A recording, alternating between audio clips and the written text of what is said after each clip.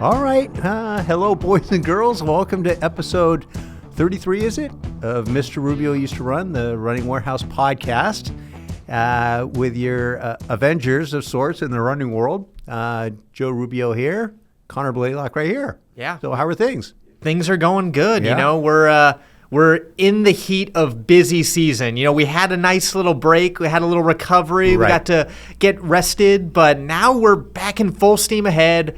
And We're seeing brands. We're seeing brands. Right. We're going on trips. Okay, so me and you are both right off the bat going Boston. We're going to Boston. Yeah. I'm going with Puma. Okay. So I'm leaving on Sunday morning, first thing. Yeah. Get there Sunday evening, and then it's nonstop with Puma all the way through Wednesday night, and then I fly back here. Okay.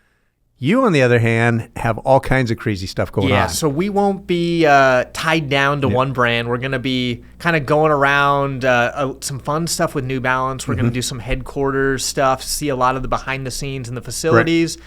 Then we're going through and getting like a real like culture shock, you know, real see like all the ins and outs of the running culture in Boston. Some fun videos there. And then from there, we go straight to Germany. And that's... at this point, it will probably have already happened. We'll have Road to Records. Yeah. And that's, you know, it happens every year. The biggest names, biggest Adidas athletes all come out to break records and usually showcase some cool new shoes. Right. So it's crazy. So hopefully we'll enjoy a lobster roll or two. Hopefully. Yes. Hopefully. Some oysters, some clam chowder, that sort of thing. The stuff Boston's known for. So it's always a fun time. Yeah, and probably actually one of the most fun times of Boston Marathon is morning of the race. Me and you usually are always right there at the Solus Bar. Which is the New Balance headquarters. Yes. And was it last year where the guy jumped? Yeah. So they have this blocked off area for, I guess, they're VIPs for New Balance. Yeah. And this one guy, I mean, there's cops everywhere here. There's like 13 cops and 50 other people. Yeah. And this guy jumped over the railing with a backpack. Mm-hmm. Now, if you recall several years ago, there's the bombing, and the guy had a backpack. Mm-hmm. So how sharp is this guy to jump the thing right? I mean, he got descended upon. Yeah. I mean, and you can jump some barriers in Boston. You might get away with it. You're not jumping into the most high-profile New Balance VIP space. Yeah, so. It was that guy was not the sharpest tool in the shed. No. So, and then I recently, last weekend, went to Corvallis to watch my daughter run at a meet at Western Oregon University. How did that go? It was good. She ran competitively. Okay. It was all fun, and stayed in Corvallis. Yeah. Western University's in Monmouth, which is about 20 miles, I don't know, south. It's 20 miles away from Corvallis. Yeah. Corvallis is not the biggest city on the planet, and Monmouth is tiny. Yeah. In fact, it was the last dry city in Oregon. So they have places called like Dry Town Tap House and things like that. Okay. But a beautiful campus. Originally, I think it was called the Oregon College of Education. Okay. So that's what they specialize in. Nice track stadium. Corvallis itself is great. If you've never been to Corvallis, if you like old school stuff, it's like San Luis Obispo was back in the 70s. Okay. Where you didn't have any corporate presence whatsoever. Old school town, smaller and everything. So about 59,000, 60,000 residents. The only corporate thing you see is there is a single Starbucks and a single McDonald's in town. But other than that, it's all mom and pops. It's the dive bars that serve food. It's the furniture stores. It's stuff. It's really cool. And then right near where I stay, there's a bike path that goes along the river. It goes by the track stadium there. Mm-hmm. And it's a great track stadium. It's not like Hayward Field big, but it's nice. So it's a great place to go to school. And was this your daughter's potentially final track race near the end? Yeah, near the end. So she's closing up on that and then getting her teaching credential. I think she talked about master's or PhD in comparative literature. You know what I found out from her? What? She was taking a class on James Joyce, and I just learned that he wrote this Ulysses book that she was reading. So I don't know. She's taking this other class. Anyways, that's enough for her. And then I got back on Sunday, and we're here, and then back on the road again. Went to Portland, hung out with my friend Dave Frank, who Alberto Salazar was his assistant coach at Central Catholic. Okay. And they had that Galen Rupp kid. Yes, he was okay. He was decent. Yeah. Exactly. So, anyways, we have Boston coming up, and that should be fun. All right. That's cool. Yeah. So some of the stuff that I get because I'm a geek is a newsletter every Friday. It's called Physiology Friday, and this is episode number 260.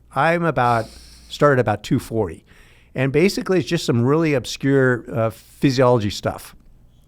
So 260, which I don't know how many weeks ago it was, I just finally got around to reading it. It has to do with training your physiological resilience. Ah. Okay. So what the heck does that all mean? I have no idea. Okay. Have you ever heard of the Joyner model from the 90s? Yes. Fitness? Okay. Yeah. I mean, the general idea, but lay it out for the people. Okay. The general idea is that 3 factors make up endurance fitness, right? How fast you're going to run. So VO2 max, right, which is basically your oxygen uptake. Okay. Your running economy. Yep. So that's things like your form and so forth, how efficient you are, and something called sustainable fraction of VO2 max. So that's like lactate threshold. Gotcha. So what percentage of your VO2 max can you maintain? Yeah. The one issue with the Joyner model is that it assumes throughout an entire race everything is static, and that's not the case. Right. Because your economy, once you get tired, deteriorates. Everything deteriorates. Right. And so basically, how do you prevent that deterioration from happening? So if you can maintain the pace for a longer period of time, delay fatigue, you're going to be faster. Well, you should be, right? And so that's one of the things you try to convince athletes. You don't need to convince them, but is to trust the training, because it's still going to hurt, but you're not going to die as early as you do. So when you get off the couch and you haven't run for 2 years, a 1 to 2 mile run is really daunting. But after a couple of weeks, maybe a couple of months of doing this consistently, it's not that big of a deal. Yeah. Because you develop training resistance or resilience. So how do you improve training resilience? Well, one is training age. So all of the guys that I ran with all ran their PRs about 10 years after they started running competitively. So most of the people I ran with started when they're 15 or 16, ran their PRs when they're 25, 26. So now people are going even farther.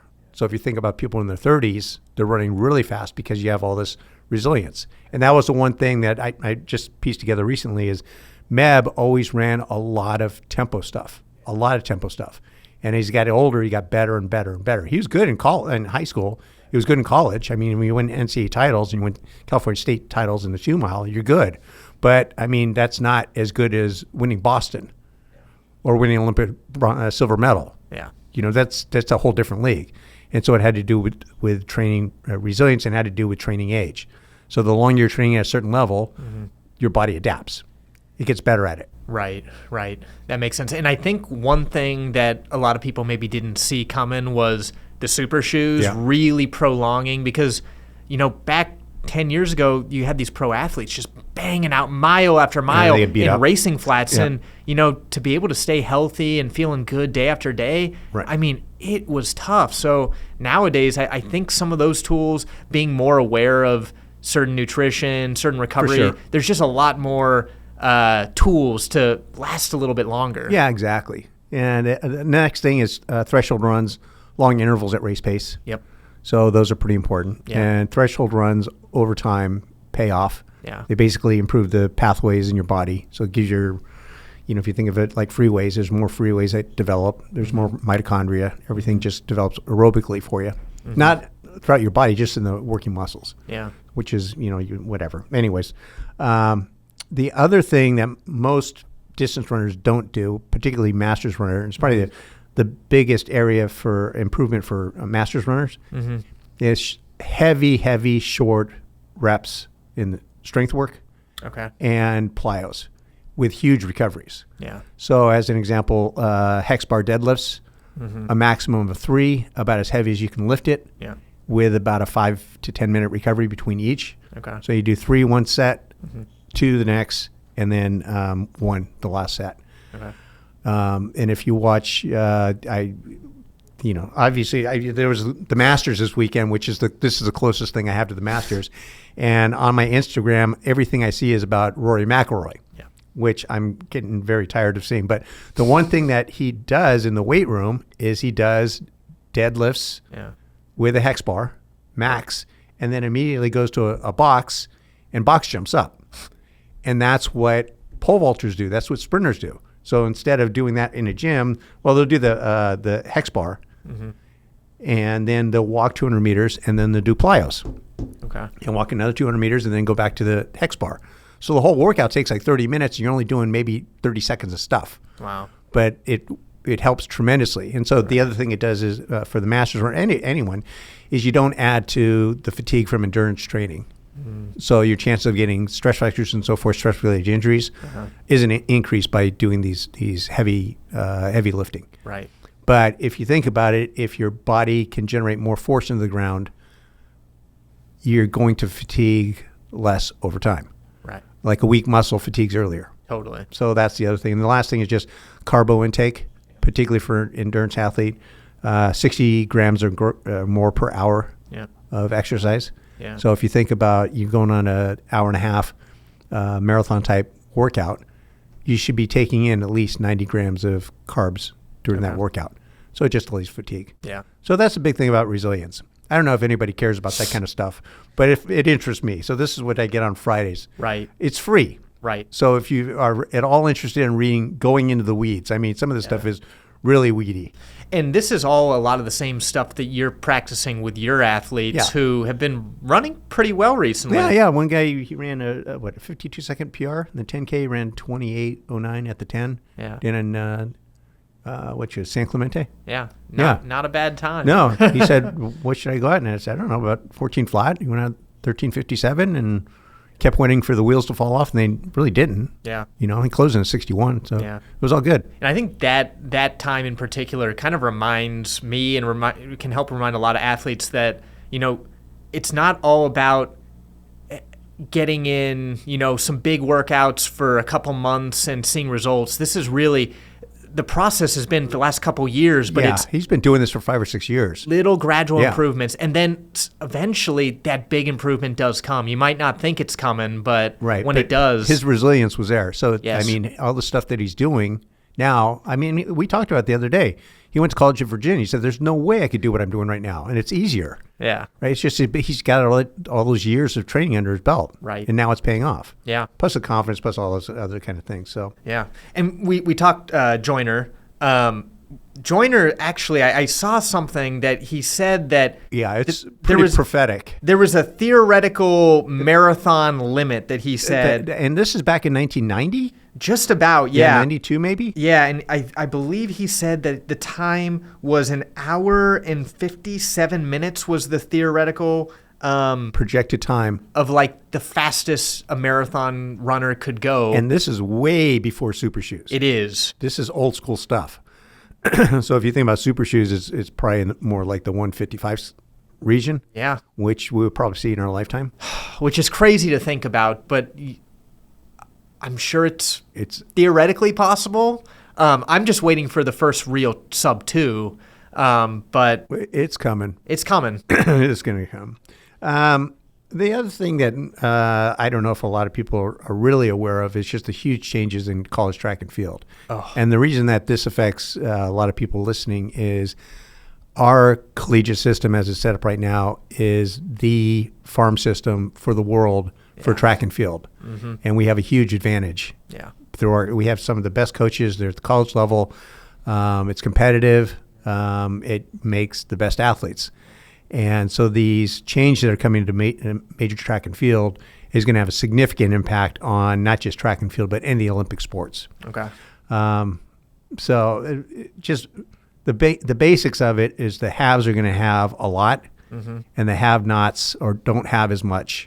Aren't going to have nearly as much. So you can have the SEC and the Big Ten that are going to they're going to bring in foreign athletes because they're able to. There's not really any age limits. Yep. And so you're going to have things like, and I'm not picking on New Mexico, but they had 2 kids at the 10. One ran 26:50, another ran 26:51.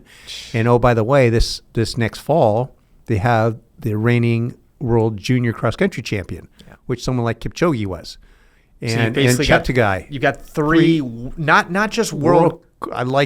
Sub 27 minute 10K guys. These are the best runners in the world. Right. And that's what's going to happen. I mean, I heard a major person at USA Track and Field, and he's one of the top coaches in the United States. And he says, look, there's only one person in America that I'm going to recruit, and that's Quincy Wilson. Yeah. Quincy Wilson. Okay, he's an Olympic gold medal in the 400 meters.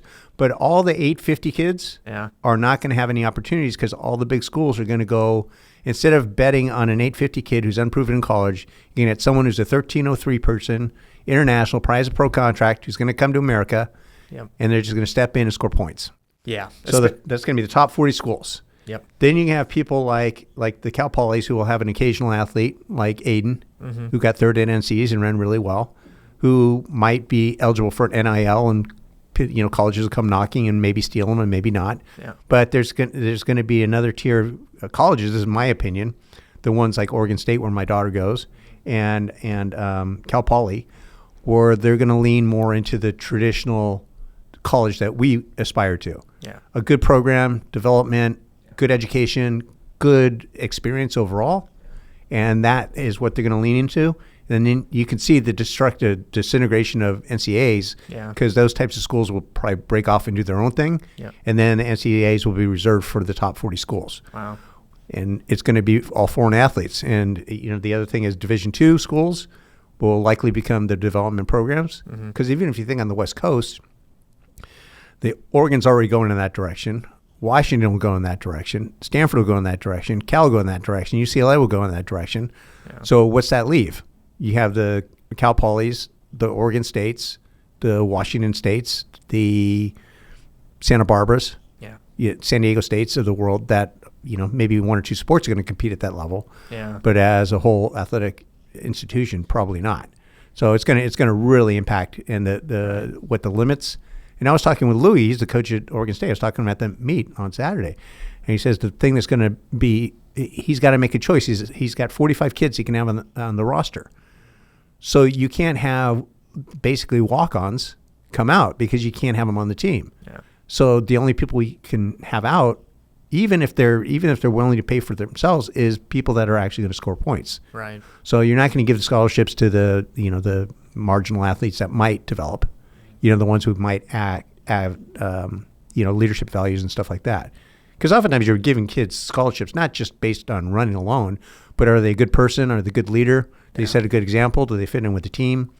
And they can run and contribute in that manner. So, well, college athletics are obviously changing. Like we see 2650 guys competing, but also the pro scene is very much in limbo. Yeah. Things are changing really quick. We've got probably the biggest switch up of recent times is Grand Slam track. Yes. Were you able to watch? I actually did not watch Grand Slam track because it didn't interest me that much. Which is crazy.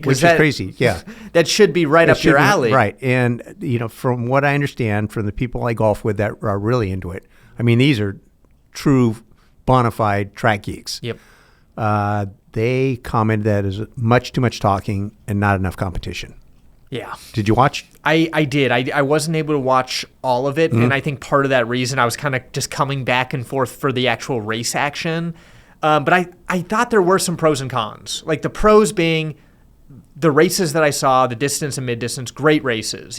We saw this unique setup where there was athletes competing in two different events, so you saw some unique strategies. But I think that also ended up being a little bit of a negative because in the instance of Grant Fisher, so the 5K, there was no incentive to really push the pace. No one really wanted to go. So it was a little bit of a jog fest. His incentive was to run as slow as possible, as easy as possible, and get a certain place. And make that money. And make the money, 100K, right? Yeah. So they ran 14:37. Right. But their last lap was 51 seconds. So a really incredible finish. It was exciting, but the first 13 minutes were just a bore. Yeah. And I know that Sydney ran a 400 in 50.1. Yeah. And then Gabby ran a separate 400 in 49.1.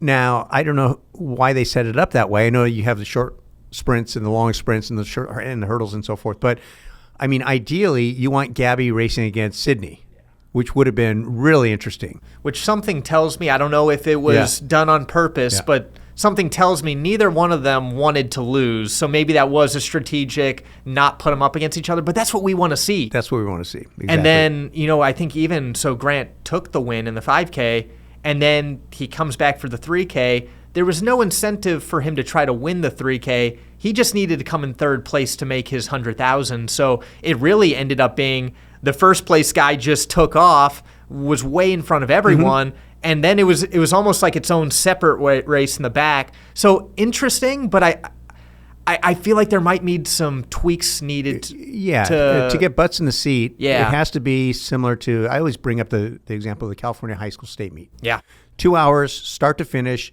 non-stop action. You can't leave your seat to go to the bathroom, right? Because you'll miss a race. Right. It's just one on top of the other. Right. The same thing like Penn relays and same thing like Milrose. It is just nonstop action. It's so much fun. Now, when you have a race and you have a 10-minute break between each event, it's like, come on, man, I got things to do. Yeah. And I think you made a good point with the crowd.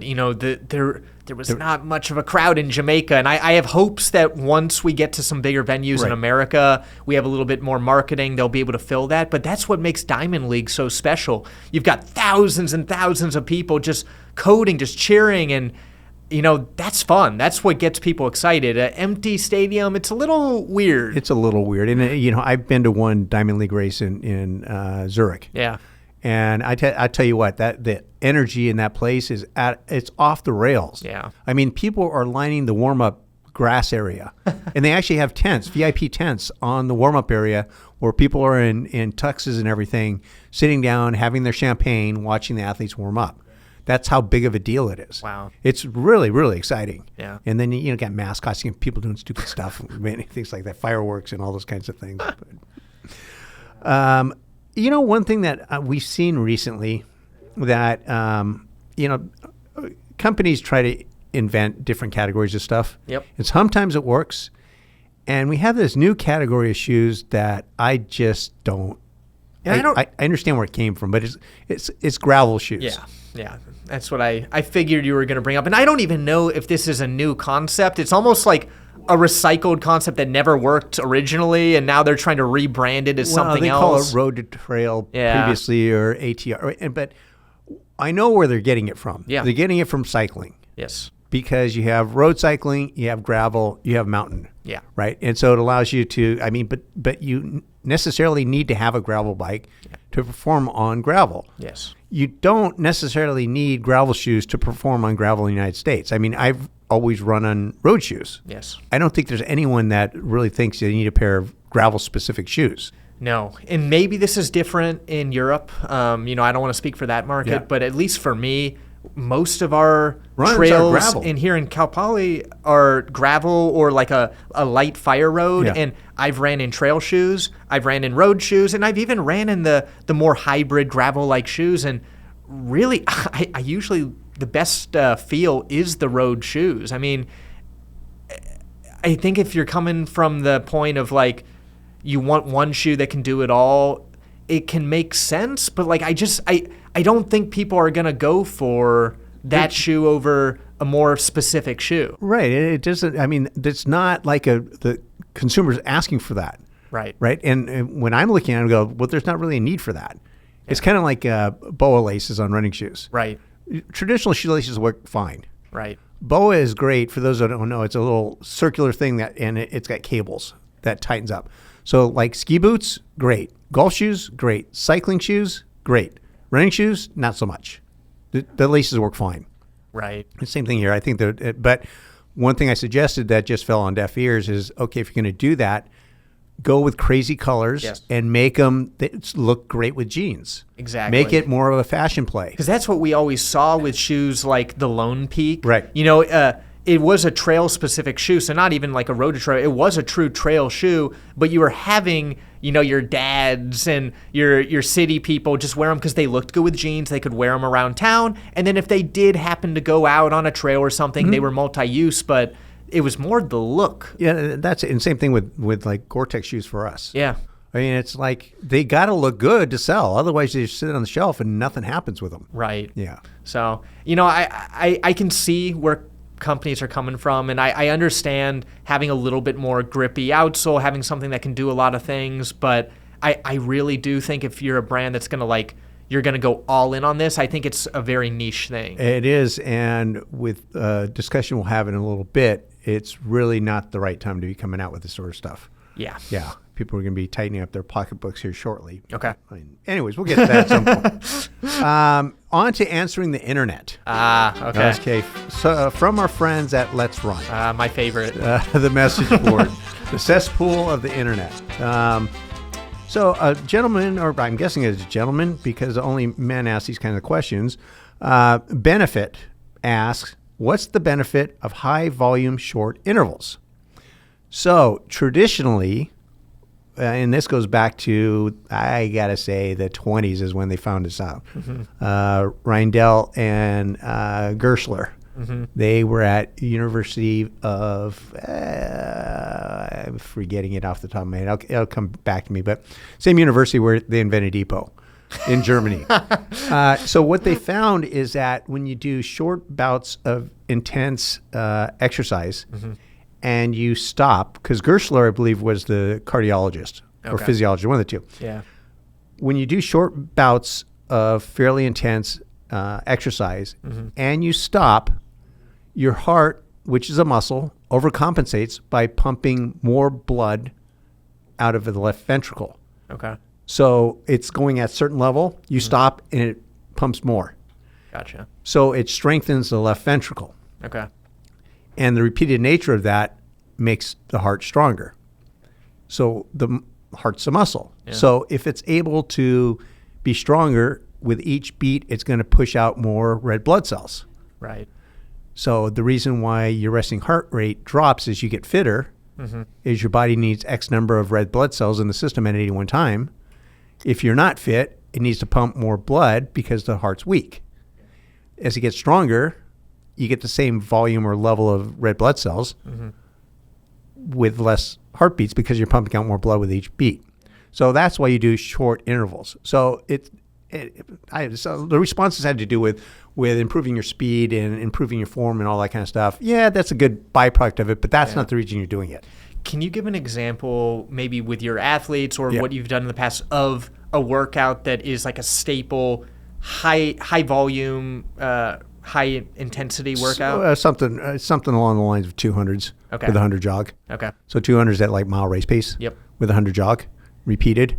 Yep. And what they used to do back in the 50s was that people would actually get done with it 200, sit on the track with their legs elevated, and take their resting pulse rate for extra. And if it didn't drop down to, I want to say, the mid 120s by a minute or whatever it was. Yep. But you just kept going until it dropped to that, you weren't able to get at that level. Yep. And that's why you had someone like Emil Zatopek running 60 times 400 meters every day because he was that fit that his heart rate never got down to that level. Yep. So, and that's what he did. He did, hundreds and hundreds and hundreds of quarters in a field, like in the snow, in army boots.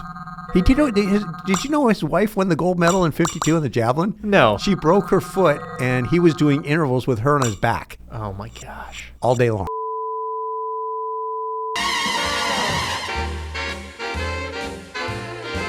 Well, Joe, we are back from the future. Yes. I'm just going to lay it out for the fans right now. We had some small technical difficulties. I think large technical difficulties. It happened. Right. We lost about half of our last podcast, but now we are back. And I think this is going to actually end up for the best because a lot has happened in the last 2 weeks that I think we don't want to wait. We want to give it to the fans right now. So maybe, I'll let you take it from here. Let me just continue. First off, yesterday I was walking around the building and I asked you, because I thought it was stupid that we're doing a podcast, but particularly me, I don't even know what the heck podcasts mean, where it came from or anything like that. So what we did was we found out through the internet that it actually it came from iPods. Right? Yeah. And it came from, instead of broadcast, it became a podcast. That's right. That's what we're doing. So there's your, most people probably knew this. I didn't, and all the people I asked didn't know, except Jonathan said he did know, and looked at me like I was an idiot, which I guess I am an idiot. But anyways, so there you go. Yeah. Yeah. So we left off with Zatopek and his crazy training. Yes. In fact, we have a book on Zatopek right here. This is what I found at my local thrift store. And it was $7.50. It's fantastic. It's a bargain. It's all these photos. And I will show you some of the photos of what I was referencing in Emil. I tried to find the photo of him with his wife on his back doing intervals. But I will hopefully put the photo of him training in the woods in the snow. Okay. So I did some more research on Gerstler and Reindel. Okay. And the name of the university is Freiburg University. And that's where they invented EPO as well. So this is the 1930s, not the 1920s. And Gerstler, Dr. Gerstler, I don't know what he was a doctor of, but he was a pretty well-renowned coach, very scientific. And Reindel was a cardiologist. And so in the 30s, they did studies on 3,000 individuals. And they devised a system of training where they ran either 100, 150, or 200 meters lengths. Heart rate got up to 180. Then they stopped. And when the heart rate got back down to 120, they would go again. Yeah. And they had 90 seconds to get it back down to 120 beats per minute. Yeah. Now, they kept the same training going. So it was always 120 and 180. 120. And then so what happened was they would shorten up the recovery period and also increase the number of reps. So they increased the speed. And the speed was dictated by the 180 beats per minute. Anyways, so they studied 3,000. They put 3,000 people through their paces for 21 days each. And what they found was a 20%, at the end of 21 days, a 20% increase in cardiac output. Wow. That's huge. 20% increase in 3 weeks. The problem with this method is that you get fit really quick and you lose fitness really quick. And so what they found over time was, it gets better when you complement it with distance running and tempo runs and things like that. Right. But to show you how effective this method was in 1939, Rudolf Harbig took 1.6 seconds off the 800 world record. Now, how significant that was is, by all accounts, it's one of the most dominating performances ever in track and field. Not quite the sub 4 minute mile, but pretty close. His world record stood for 16 years. And the guy who broke it was also coached by Gerstler. Roger Mowens in 1956 ran 1:45.7. And in between that, in 1952, another Gerstler trained athlete won the gold medal in the 1500 in 1952. Yeah. So his methods were working quite a bit. Right. And one of the things I read was just, if you can imagine this, his group of people, which he was pretty famous at the time, would go to Germany to train with him in the summer or the winter. At times it got 8 to 10 below. He had a straight stretch flat along a river that was frozen. And he had stakes driven into the ground every 100 meters. And every single day you would do this 180 and 120. And it was brutal. And probably the most brutal part of it was incredibly monotonous. Right? So people got really good. Really mentally tough. But really bored. So, yeah, but it was pretty interesting stuff, particularly in the middle distance. Yeah, it was a game changer. When we talk about crazy world records and first sub 4 minute mile, we got to talk about Nike going right now into their goal of having the first woman go sub 4 in the mile. Faith Kipyegon, they're doing their whole breaking 4. I'm a little skeptical. What are your thoughts? I'm a lot skeptical. The only reason you do this is you have another breakthrough in footwear technology. That's what I think, too. So that's what I think is happening here. Right. Because they're going to go the same route of the breaking 2, where it's not going to be a legal time. They'll probably have pacers that aren't legal. A lot of, I think the shoes are going to probably be the big thing. They're going to surprise us with something crazy. But even with some crazy shoe tech, I mean, she's done everything perfectly to get down to about 406, 407. But that is a monumental jump. That's a very big jump. So I think it's going to have to do the shoe things. But it'll be exciting to see what they do. Yeah, we got to check it out. Nike doesn't do these things for no reason. No. So, well, PR. Yeah. Well, there's no such thing as bad press. Just that's right. Exactly. But, we were mentioning a lot about the 800 meters, and we mentioned earlier in the podcast about our upcoming trips. Mm-hmm. Well, I went to Boston with Puma. Right. And one of the gentlemen I was able to spend quite a bit of time with was Wilson Kipketer. Former world record holder, still number 2 on the all-time list, 141.1 or something like that, maybe 41.11. A super nice guy. Lives in Copenhagen. Is a brand ambassador for Puma. Yeah. He still runs, 3 or 4 days a week. Yep. About 5 kilometers, he told me, because they speak kilometers, not miles. But it was pretty cool hanging out with him and, watching the marathon. Actually, we were in a restaurant and a bar right next to Fenway Park. And so we went outside to watch the leaders go by. And as soon as I saw the first 4 guys go by, I went back in the bar because I could watch the race on TV. Everyone sat outside. I've seen people run marathons plenty of times. I don't need to see that. Right. I need to see who's going to win the stupid race. Yeah, I think that's a common trend we see. Yeah. I mean, the last 2 weeks, the amount of high-profile elite racers that I've met, and they're all just really nice people. Every once in a while you might have the guy, Madonna. But for the most part, 99% of these elites are they're normal people and they're just really friendly. And I think for my Boston trip, it was a little bit different. You were with Puma. I was all over. And it all started actually the first day we did a New Balance HQ tour, which we'll have that full video coming, but a really cool HQ, and a lot of that focus is in their new track building where they've got the lab, they've got the amazing indoor Coogan's facility. got his office in there, right? Yeah, and it's just amazing. And it started with a indoor marathon relay, which I'd never even heard of this type of event. All the influencers are there, and we didn't really know what we were getting ourselves into. We just showed up to this event, and it was just a party. And the coolest thing about it was they had this contraption that I've never seen before, but it was like a ladder that, not a ladder, like a staircase, that platform that went over the track and then back into the infield. So you could have a party on the infield. You could go in and out, and it was wild. They had food, drinks. Herm is eating donuts all over, so was I. And it was just a fun time. Cool. So, that's kind of where it started. And then as the week progressed, we met up with, I met up with Herm a couple more times to eat more donuts throughout the week. That was kind of a common trend. We just ate donuts all weekend long. And then met up with Drew from Wear Testers. We went shopping down Newbury Street. Have you done the Newbury Street walk? Yeah, it's out of control.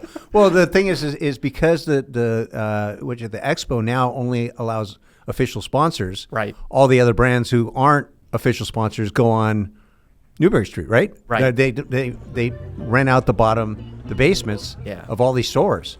And I'm sure the stores make bank. Whoever owns the buildings are making bank that week. Oh, yeah. I mean, I think the Puma thing that I went to, I heard $2.5 million for that weekend for the experience that they put on. Wow. And I go, I wouldn't have spent $2.5 million. It was cool, but man, that's a lot of money. Right. Yeah. Yeah. I mean, and it is like, it's a high profile area where you've got everyone who's racing, all the fans, and you walk down the street and you're going to see people you're going to see, I was trying to keep a little more low profile, but I even got stopped by 2 of the biggest Malaysian fans of Running Warehouse. They said, you're huge over in Malaysia, which I don't know if that's true or not, but but it's fun. Yeah. It's fun. We got international fans, and you realize it's a little bigger than our little bubble here. Little bubble, yeah. Anything else that happened in Boston? Yeah, so we met up with a local runner, Cole Townsend. Yeah. So, and he's we did a workout with him. We got him on some video content, testing out some new Rebel V5s.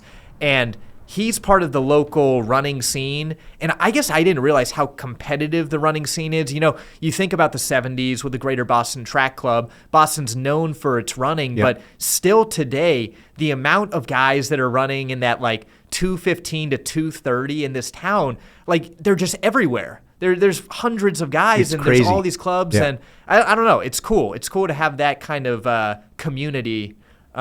We have a little bit here in SLO, but it's nowhere near the volume that you see in Boston. Boston's cool. I mean, I really love that city. I had a good time. The other thing is hanging out with like Chris Hardner. He owns Naperville Running. Yep. And Mike, who owns Big Peach. Yep. We're having a good time just hanging out and doing stupid stuff. And you think about the amount of money that comes into Boston that weekend. It's absurd. It's absurd. But the other thing too is it's the only time really in the United States where running is number one. Yeah. It is the thing. Yeah. It's Marathon Monday. Yeah. And when I was taking the Uber to the airport, the guy said, have you been to Boston before? I said, yeah, plenty of times. And he goes, if people ask me, what are the 3 days that you want to come to Boston, if you've never been to Boston before? He says, number one is Marathon Monday. Yep. Number two is St. Patrick's Day. And he goes, can you guess what number three is? And I said, no. He goes, Cinco de Mayo. Oh. And I go, Cinco de Mayo? All the what is it with all the Irish people wanting to go to Cinco de Mayo? He goes, any reason to party, man. Yeah. That's true. That's what we had there. But, speaking of famous people who were nice, at the end of that trip to the airport, I found my gate. And what ended up happening was once I found my gate, I went to the restaurant across the little walkway there in Logan. And lady was sitting down, and I walked in and I said, it's not every day you get to see an Olympic gold medalist in the marathon. Yeah. And she goes, hey, I haven't seen you in a long time. I said, my name's Joan. She goes, I'm Joan. It was Joan Benoit. And right. I said, yeah. And she goes, when was the last time we saw each other? I said, you were playing, the last time we actually talked was you were playing Duck, Duck, Goose with my kids in Eugene, Oregon at a barbecue at Steve's house, the yard boy's house. Wow. And she goes, how old are your kids? And I said, 20 and 22. She goes, oh, geez. Anyways, we were talking, and I was asking her what she was doing. She was speaking and things like that. And I just kind of left her alone because, when you have 4 or 5 days of just speaking to people, right, you just kind of want some alone time. Right. So I went to the other side restaurant, had some lunch, and then I changed my flight to an earlier flight. And so I went, they called my name because I didn't have a seat. And they said, just wait here, and we'll let you know when your seat's assigned. So I'm sitting there.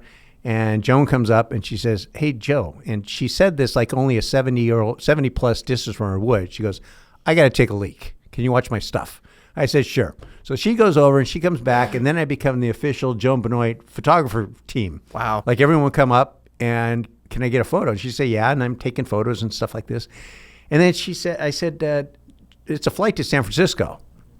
I said, Joan, what are you going to San Francisco for? She goes, well, I'm going to San Francisco, San Jose. I think she said Tulsa or Oklahoma City or something like that. And I go, that's kind of an odd route. And she goes, well, I'm going to actually going to Apple tomorrow to speak. They're having Olympians come and speak to the people. And I said, what's interesting about that is my friend, I'm going to his services on Sunday, and he designed and built the water feature at their headquarters.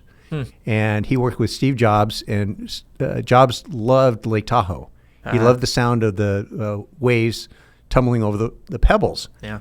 And he designed that facility or that feature. And she goes, years ago, my friend was a CFO at Apple, and he asked me to donate a rock for that pond. Mm-hmm. So I went to the ocean in New Hampshire, found a rock that I liked, and I sent it to him. And it's in the pond. She says, I was planning on going to the pond tomorrow. Yeah. She goes, what's your friend's name? And I said, Dirk. She said, I'll have Dirk in my thoughts tomorrow. I thought that was really cool. Yeah, no, totally. Yeah. I mean, the Apple HQ is amazing. Crazy, yeah. But another HQ that's absolutely wild, Adidas. Yes. And that's where we went straight from Boston, or at least myself went from Boston to Herzo. And we flew into Nuremberg, which is, about a 10-minute drive. And that's where we were stationed. And have you been to Nuremberg before? No, well, probably, but I've been to Herzo several times. So Nuremberg, 10-minute drive, and I get into town, and I'm just trying to figure out what this is all about. This is my first time out of the country. We're in Germany, and I'm like, I might as well do what I know best, run through the town, see what we have here. And Nuremberg's a cool town. There's this nice little shopping area that I figured I'll go through, see if I can find some restaurants for the night.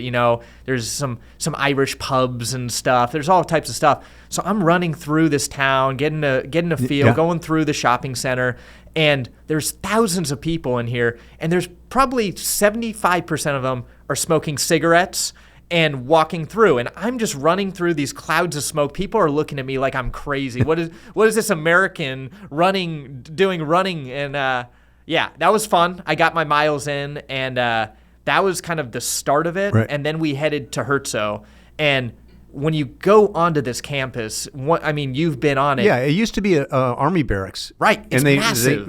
And they converted the army barracks to offices, right, and then put in modern buildings within it. Yeah. Did you go to the track? Yes. Okay. So the track is on the second floor of the arena, which is like the main building. Okay, so not the outdoor track. Well, it is an outdoor track. Right, but they had a training facility. Oh, a training facility. Yeah. Okay, no. So at that one, you can get to the Black Forest. Did you run through the Black Forest? We did not run through the Black Forest. In very German fashion, the trails go straight through the Black Forest, and I want to say every half mile or quarter mile, there's a 90-degree right turn, and you go down a half mile and 90 degrees, so you can figure out exactly how far you want to go. So the last time I did that, ran that route, was with Mo Farah. Oh, no way. Yeah, so he was an Adidas-sponsored athlete at the time, and I just knew him as this guy that had run 13:04 the year before. And we would start these 10-mile runs. I wasn't going 10, I was going like 6. Yeah. And he would start with me, and everyone would just go out like a bat out of hell, right? All these different retailers and go out, and he would be running with me like 8-minute pace in the back. Yeah. And like a mile or two into it, and he goes, "Hey, Joe, do you mind if I take off or run faster?" And I said, "No, Mo, go ahead." So he would go, and then he'd do the last 2 miles on the track, and it'd be like 4:30, 4:25 on the track. Yeah. I mean, just insane, right? Yeah. He'd catch everyone and just blow everyone away. Yeah. I mean, he's what? He's pretty good. He's got a few gold medals to his name. Exactly. But it's a cool facility. Yeah. You know, and I was with Puma, and that's right across the river. Right. It's the brothers hated each other. They lived in the same house with one lived on one floor and the other, Adi Dassler and his wife lived on the other. Yeah. I mean, I'd be curious to see what the Puma HQ is like, because I'm sure it's impressive, but it's hard to beat this Adi HQ because every building is so crazy. So like I said, you go into the arena, which is the first real showstopper. You've got all the cool stuff up on the mannequins with the latest gear and a lot of cool things. But what really got me excited was the next building we went to, Laces, which Laces is definitely one of the most unique from a just like a visual standpoint. You walk in and you look up and you see like all these crisscrossing like archways that resemble laces. And this building has the archive and the lab. So 2 things that we were using for our video content, and really both of them cool in their own way. The archive, most people don't get to go into this. We got the exclusive. You can only be in the archive for 45 minutes at a time. Then you have to leave and let the air like recalibrate. It's very, very official. So we did that. I saw a pair of 1925 Adidas track spikes, which were one of the first track spikes ever created. No logo on it or anything. Saw Haile's original Adios. Saw Jeremy Warner's custom spike that they had just found. I guess it was in a basement somewhere. And they're like, oh, we should probably archive this. So they had brought it up that day to archive. So just a lot of cool things. We went through everything, the jackets, the jerseys, just everything that you can think of is there. And I know it hasn't always been like this. Do you remember the early days? Well, yeah, that was going to mention that is back when I visited and I ran with Mo Farah. So this is like 2005, 6 or 7, something like that. So Mike McManus was in charge of the bus, and we got in a bus and we go to the last factory in Germany that still makes Adidas shoes, and they make Copa Mundials. I don't know if they still do. Yeah, but it's this little tiny, factory in a town I don't remember. But he's taking us on a tour, and we go to the 3rd floor, and it's a storage room with these metal racks, and on each rack are all the shoes. And I look, and it's Dave Waddle's shoe. He won the Olympics in this, and Alberto Wantarena, right? This one he won the Olympics. Oh, and Dick Fosbury's spike, and they're just sitting on racks. So there was only like 45 minutes. So I'm looking at all these shoes, like, touching them with your bare hands. Right. I'm just touching them and holding them. And John Walker's first shoe that he broke 350 in the mile in. And the thing was, Adi Dassler would make shoes for you, but they were his shoes. Right. He kept them. Right. Right. He would gift them to you, but he kept them to study. So all these shoes have Adi's writing and the little tiny string with the little tiny white little cardboard thing on it. Yeah. With, Kano 68 Olympic steeplechase, silver or something stupid like that, right? It was just crazy. Right. Anyways, the bus was getting ready to leave, and then I hear McManus down and go, Rubio, get down here. I go, you got to come up and get me. It was amazing. Right. But I got on the bus. I said, Mike, if this was Nike, this thing would be under lock and key. Yeah. It wouldn't be just some idiot from California out picking up the shoes and looking at them. So, right. But they got around to that. They've got, and now it's all fully archived. It all has a place. Anything you want, you type it in on the computer, you can find it. It's cool. And there's even some stuff I got some sneak peeks of. They said I couldn't take pictures, and even some stuff I wasn't even allowed to look at. So there's some really cool stuff in there. But we finished that up, and we were on a tight timeline. We went straight over to the lab, and that's where I was testing new protos. I got to try out the new Evo 2. How was that? Amazing. Yeah. I mean, when we talk about how good the Evo 1 was, 4.5 ounce, full stack shoe, they've basically added even more stack, even more foam into that shoe, crazier geometries. It adds like a slight amount more weight, but really negligible. And for the amount of more foam you get, it's amazing. It's incredible, the racing shoes that are coming out right now. I mean, the ASICS just introduced the Ray. Yep. But when I was in Boston with Puma, it was a Fast R3. Yeah. And Romain, the head of innovation, you know, they were talking about the study that I read, and I kind of poked holes in it. And I said, okay, look, I mean, it's fine that the 17 runners, you know, all improved by roughly 3 or 4%. Right. And I said a couple things. One is old tech. And he says, well, the shoes are only 6 months old. I said, yeah, test in a month when the new ASICS and the new everyone, Adidas, all the new stuff is out. I said, even the new Mizuno is really good. Yeah. Test it against that. And then instead of having slow runners, and I'm sorry, 21 minutes for testing is not what you want when you're doing super shoes, because the force generated by somebody running 21 minutes is not the same as somebody running 14 minutes. It's not the same as somebody running 13 minutes. Right. So let's get at least 15-minute people. Right. And he says the one thing that they didn't publish is they tested 70 people of a variety of different talents, and every single one showed improvement running in Fast R3. That's huge. That is their own lab testing. Yeah. So this was an independent that showed the 17 people had 3%. But he said every single person of the 70 people they tested, every single one had a 1 to 6% improvement with that shoe. So that's pretty significant. Yeah. That tells me more about the shoe than that one study that the guys who did the 4% initial study did. And I'd be curious, you know, what goes into each of these testing processes, because everyone's different how they go about it. But the Adidas testing process I went through was unlike anything I've ever done. So I've worked with Jeffrey Gray down in Santa Barbara. We've done some VO2 Max type stuff, but this was the most comprehensive I've ever done. So I walk in, they're like, take off all your clothes. I'm like, okay. So I'm like down to just my split shorts, and they put sensors all over my body. So that's one part is on the treadmill test. They're going to economy. Check your economy, see how, you know, your ankles, your knees, how everything is functioning as you run at different paces. First thing I did was I walk in, I get the full body scan. So we'll show it up on the screen, but it's a comprehensive body scan, and it's cool. Like it puts you in full 3D. You see everything. You see, you know, you get your body fat percentage. You get all the little details that you don't think of. Even they did a foot scan where I got every little millimeter of what shoe size I should wear, where things are narrow, wide.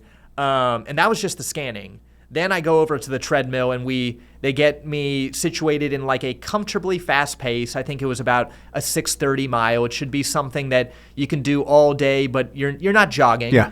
And we tested. I first started off with the warm up to kind of calibrate where my fitness is at. They could kind of look at the stats and adjust from there. I did that in the Evo 2, which again, I can just bring up. It was such an amazing shoe. I think for people who can get their hands on it, yes, it's $500, but there's a reason. Adidas is pushing, and it is the most wild shoe on the market. Then I tested I tested the Adios Pro 4 and then 2 prototype shoes, which my guess is they were upcoming super shoes that they wanted to test against the Pro 4, see what was more efficient. Both felt really good, lighter weight, bouncier. Again, no doubt that Adidas is going to keep pushing in the super shoe space. And then we talked with the lab techs, kind of got a little bit of a rundown on what my efficiencies were looking like, what my lab results, because I got a full pamphlet with all the results that I was having a hard time figuring out what they all meant. And a couple of the other testers were taking pictures and putting it up on ChatGPT, and ChatGPT was telling them where their inefficiencies were. So I'll need to do that, but it was cool. You know, I think the one thing with the lab technician that we were talking back and forth was, I said, what's the difference between someone like me, you know, a 15-ish minute 5K or 15, 16 minute, how are they going to compare to your 14-minute 5K guy, your 13-minute 5K guy, and then, your world record holders. And he said, there are huge differences, and there are some things that maybe aren't as big of a difference, but the things that he notices were some of these top Kenyans, like how their muscles, the length of their muscles, how lean they are. A lot of these guys are 5, 6, 7% body fat, huge VO2 max, so huge engines. They kind of just take all the best parts that you think of a runner, and that's what makes a true elite, is just having all those right. And we mentioned it earlier in this podcast. I know it was 2 weeks ago, but the different components of distance running performance. Yes. Right. And that was probably the other knock on the Puma thing, is they just looked at economy. Yeah. And that's an aspect of it, but it's not the entire picture. It sounded like what Adidas did was the entire picture. Yes. Yeah. And it was cool because, again, they tested all of us who probably, my guesses, range from 14:30 5K runners to about a 17-minute 5K runner. Mm-hmm. And then afterwards, all the elites who ran in Road to Records were going to come in and do testing, so you get the true elite performance. They'll bring all that data together, analyze it, and come up with some good data. Yeah. But, so that was the lab, real cool. And we went from the lab, went home, rested up, and then the next day we had another full day of filming, which ended with the group run, which I didn't know what to expect, because they said we're going to have a group run. I figured it'd be a good way to shoot some video content, show the campus. Little did I know, I show up, there's 200 people there, and all the some of the pros are out front leading a warm-up. We've got Haile doing his bouncing around, and then all of a sudden we kind of look over, and all the pros come running down. Every pro that's running in the race, they come running at us, and they ran the whole group run with us. So it was cool to be, normal people running. You got Kajelka on your right, Haile on your left, just amazing athletes. And, they're just running, talking with people, getting in people's videos. It was fun. These people are funny. Yeah. They're just normal humans, right? Totally. It's just that you happen to be super fast. Yeah. No. And that kind of progressed into the final part of Germany, which was what we were all there for, Road to Records. And for people who don't know, Road to Records is, it's been happening now, I want to say 4 or 5 years. Right. And they always put on 3 races where their goal is to set records in each road event. It's right there on the Herzo campus. They kind of wind through the campus. I will say it doesn't, to me, seem like the very fastest course. Mm-hmm. This year they did adjust it to make it a little bit faster, but it is quite a scene. It's awesome. The energy, the atmosphere, the athletes, everyone's there having a good time, and some really good racing. Agnes actually did set the women's 10K world record, which was pretty huge. Hobbs and Emmanuel had a nice battle in the mile. I think they thought he might be able to pull off the world record. It wasn't in the cards that day, but man, some really, really good racing. Cool. And then afterwards, it's kind of just a party. All the athletes kind of come in, grab the free food, and I'm grabbing autographs for everyone I can. It's amazing. Whenever you have free food and elite athletes, they're all over it. Like pizza, whatever diet they're on goes out the window. Oh, yeah. Big time. Yeah. I was in line for food with Kajelka, and I was like, I gotta get his autograph. And he didn't really even understand, like, why I was asking for his autograph. And I got him, Haile, all the big names. It's just cool to have that many, amazing talents over several generations in one spot. Which is cool. I'm sitting on a couch next to Haile. Where else can you do that? On the food subject, yeah, like when I was at New Balance for their indoor meet, yeah, and I went to the New Balance party, yeah, people like Noah Lyles and Ry Benjamin are crashing the thing to get the free pizza.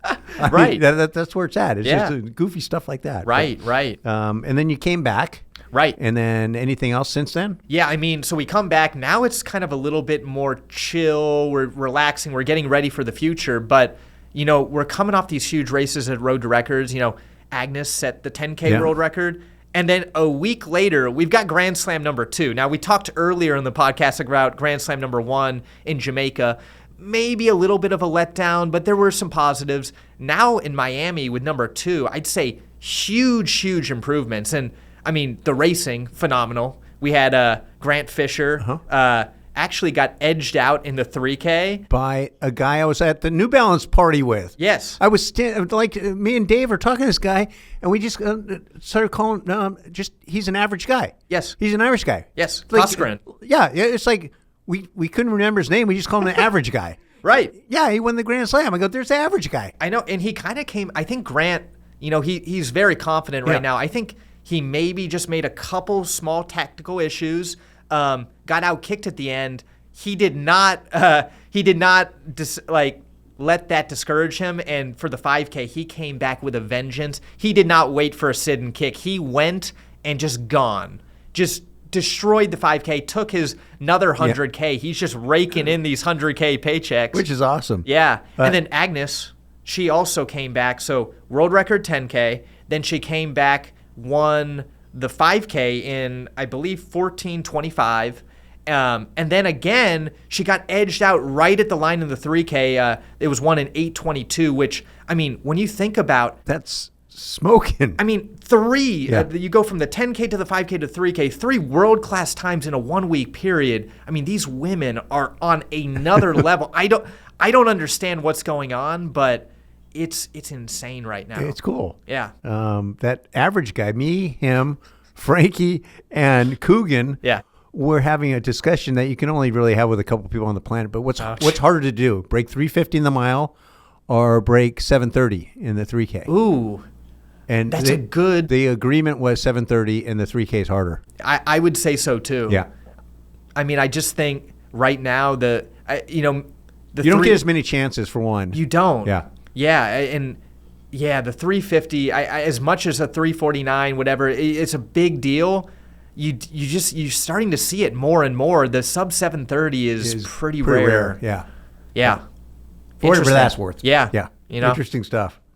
But as far as, what's happening now, yes, we are seeing brands, a lot of brands. We're in full swing. We are in full swing. I mean, it's really, it's kind of daunting. I mean, what we saw, who did we see? We saw Ultra yesterday. Yep. Who do we got? We've seen Asics. We've seen Saucony. Mm-hmm. Next week we have Diadora. Oh, is this the exclusive? No, we're just going to look at the stuff. Okay, we're good. Yeah, because it hasn't been official yet. No, but we're going to meet with them. Okay. We have the North Face. Yep. We have On. We have Solomon. I'm just looking at my calendar. We have Hoka. Okay. What else we have? Mizuno. Yeah.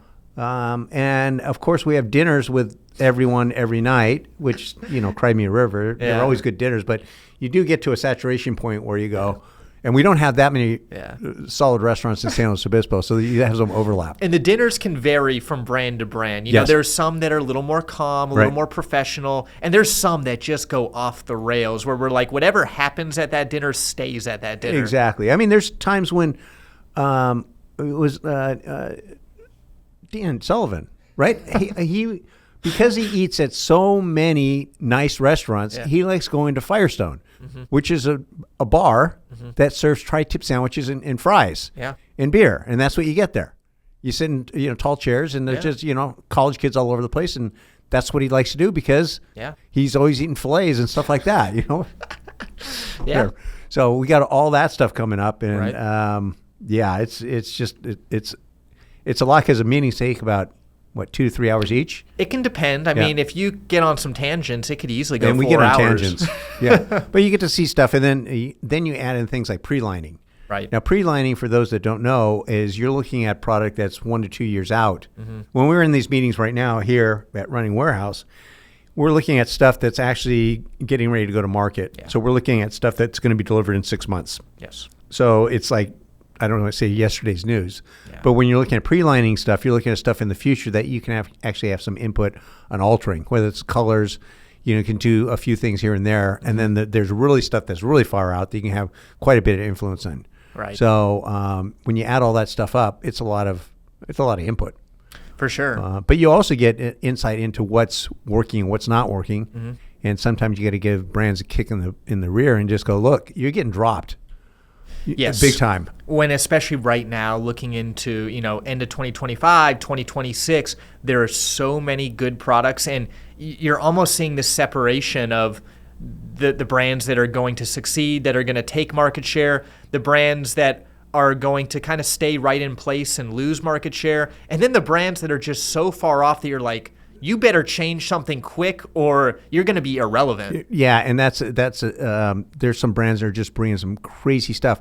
And, I don't know when we're going to go into this, but with the tariffs, every brand said initially they weren't going to raise prices, and now we're starting to see emails that come through that say they're going to raise prices. Yeah. In many cases, it's the higher end stuff that's getting prices raised. They're trying not to mess with the 140 to 160. Yeah.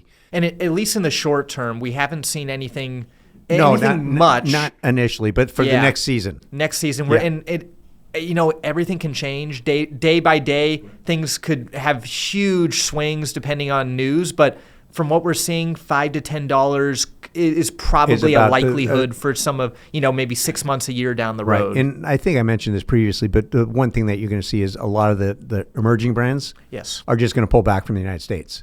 Very possible. I think we got an email from MRUTR who said that they aren't bringing stuff in the United States. Yeah. And there's other people like, what is it, Mount to Road? Mount to Coast. Mount to Coast. Yep. I mean, wait and see kind of thing. But if you're an emerging brand, unless you have some serious backing, it's going to be really difficult. Because, you just need deep pockets to do this. And you need a lot of inventory. If you're a smaller brand, you don't have the inventory built up because you don't have the customer base, either the end customer. So running brands have two customers. They have the people who sell the shoes, which is one customer, and then you have the people that actually buy the shoes from the retailer. Right. So, but if you've never seen the brand before, you're not going to bet a whole lot of money on bringing stuff in. So, you just don't have that product in here. Right. You can't sustain the business. Yeah. Makes it really difficult. Yeah, it's going to be one of those things where brands are going to have to look at things strategically because they may need to raise prices, but if their competitors are not raising prices, now you kind of have this pricing battle, and then on top of all that, I think you're gonna have to take into consideration that people might be a little bit more picky of what products they buy this year. Yeah, maybe instead of buying 5 shoes, they're buying 3 shoes, and then you better be coming out with good product right now. It's going to be an and versus an or kind of decision. Yep. Previously, it was I'll take this and this. Yeah. And now you got to make a decision. I'm going to get this or this. Right. And what people, my opinion, just because of the stuff that I do, like if you're really into an activity, you'll pay. Oh, you 100%. Because it's really important to you. Yeah. But if it's just a part of your day, right. If it's not, it's part of the day, but it's not like a passion. Then you're probably going to go downstream. Agreed. In terms of pricing. Yeah. So like me, if I didn't get running shoes for free, I run 3 or 4 days a week. Yeah. I do it because I enjoy it, but it's not like a passion, like when in my 20s and 30s, right? Where it was a big deal and I would have 6 pair of shoes in my rotation. Yeah. Like right now I have 1 and that's fine. I don't really change the pace and I'm just kind of getting through the run. Yeah. But if you are, I would say probably a stereotypic, if you're qualifying for Boston, you're probably, whatever you pay for a shoe is probably not a concern. No. It's getting the best experience that you can. And I've seen that too with even just some of my circle. They're still looking at the Evo 2. It's a $500 shoe, but they're like, that's a performance benefit. I want that. Whereas your everyday runner, maybe your mom or dad who has a Bondi, they might stretch their Bondi a few extra miles this year to. Again, it just kind of comes down to where you place that importance, right? And the same thing happens like anything that you get into, like wine, for instance. Somebody who's really into wine, they're still going to buy their $100, $200 bottle of wine, and someone like me is going to go downstream and go, well, $10 is good enough, right? Maybe $8, something like that. But beer, on the other hand, I'm going to keep going with a nice beer. Yeah. Okay. Yeah. Well, what else do we got? We're coming up on, again, like you said, busy season. Yeah. We've got a few more brands to go. And we have a few more guest speakers. That is a good point to bring up because we got 2 that I can think of. One that is extremely exciting. I think it could be one of our biggest guests just in terms of how many views this person has got on the internet. It's mind-blowing. And the next one it should be pretty interesting. Yes, I think the next one will be a character that I think a lot of our fans will find very amusing, a very funny person. Very funny. And the other thing is if you don't know her now, you will after the podcast. For sure. She's quite funny. And the one after her is very, very, very good. Yes. Yes. Not that the one that's coming up first is bad, but some people might say the best of all time. Yeah. I mean, she's competing with the men. Yeah. And doing quite well. Yes. Yeah. So anyways, sorry about the technical difficulty issue we had. I don't think the people in listener land will notice. No. But we did. We were scrambling yesterday to try to figure out what we're doing. So as you can tell by the discussion we're having, it's not really all that buttoned up, but we got through it. Yep. Yeah. Cool. Oh, what do the people have to do? Well, the people definitely need to like. They got to comment. And, of course, they got to subscribe. Of course. And, we promised a couple of weeks ago a free pair of shoes. We haven't done that. Yeah. So the next podcast, we will announce a winner for a pair of shoes. Yeah. So this will be your last chance to get your I think we said you got to subscribe. Do something. Yeah, send us an Instagram message that proved that you subscribe to our YouTube channel, and some lucky we winner. will do that the next podcast. Don't let me forget. we got this. All right, cool. Well, thanks for your help. Until next time. All right, peace out.